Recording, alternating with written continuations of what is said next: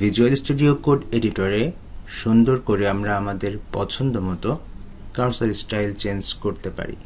তো তার জন্য আমাদের যেটি করতে হবে, এই যে ফাইল থেকে প্রিফারেন্স থেকে সেটিংস। তো এই যে সেটিংসে আসছি, আসার পর এই জায়গায় এসে আমরা সার্চ করব কার্সর। তো CURSOR কার্সর লিখে সার্চ করলে কার্সরের স্টাইলের জন্য যে একটা সেটিংস আছে সেটি এখানে চলে আসছে। তো প্রথমেই আমরা দেখতে পাচ্ছি এখানে কয়েকটি স্টাইল রয়েছে। তো আমি এখান থেকে ব্লক সিলেক্ট করছি, করার পর আমি যদি আমার HTML ফাইলে যাওয়ার পর দেখতে পাচ্ছি যে ব্লক সিলেক্ট করলে এই যে এমন একটা ইফেক্ট আসে। তো এরপর আবার সেটিংসে আসছি, আসার পর এখান থেকে আন্ডারলাইনে সিলেক্ট করছি, তারপর আবার HTML ফাইলে এসে দেখতে পাচ্ছি এখানে আমাদের আন্ডারলাইনে যে কার্সরটা আছে সেটি কিন্তু চলে আসছে।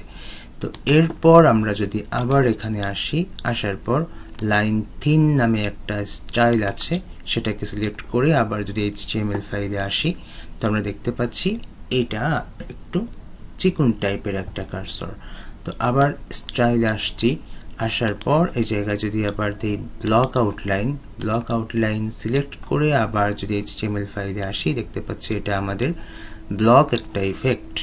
আবার সেটিংসে আসার পর এখান থেকে আমরা দেখতে পাচ্ছি যে আন্ডারলাইন 3। তো এটাও একটা পাতলা টাইপের আন্ডারলাইন হবে, এটা আমরা নাম দেখে বুঝতে পারছি। তো এখান থেকে আমি আমার এই যে ডিফল্ট যে সেটিংসটা আছে ওইটা আমি এখান থেকে সিলেক্ট করছি, এটাই আমার পছন্দ। এরপর আমাদের আরও একটি কার্সর স্টাইল রয়েছে, যেমন আমি যদি এখানে এসে সার্চ দেই কার্সর ব্লিঙ্কিং, ওকে, তাহলে এই যে আমরা আরও একটা সেটিংস পেয়েছি। তো কার্সর ব্লিঙ্কিংয়ে এসে আমরা এখান থেকে ব্লিঙ্ক সিলেক্ট করছি, এটা ডিফল্টভাবে সিলেক্ট করা থাকে। তো আমি আমার HTML ফাইল এসে দেখতে পাচ্ছি যে এইভাবে ব্লিঙ্ক করছে। তারপর আমরা আবার সেটিংসে যাচ্ছি, যাওয়ার পর এই জায়গায় এসে স্মুথ নামে যে একটা অপশন আছে ওইটাকে সিলেক্ট করে আবার আমি HTML ফাইলে আসছি, আসার পর দেখতে পাচ্ছি যে আগের থেকে এবার একটু স্মুথলি তারপর ব্লিঙ্ক করছে।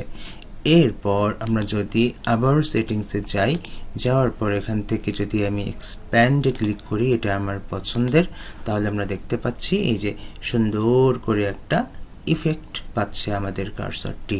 তো আপনারা এভাবে আপনাদের পছন্দের কার্সরটি সুন্দর করে উপস্থাপন করবেন। তো আজকের ভিডিও এই পর্যন্তই, আগামী পর্বের আমন্ত্রণ জানিয়ে আজ এখানে শেষ করছি। আল্লাহ হাফেজ।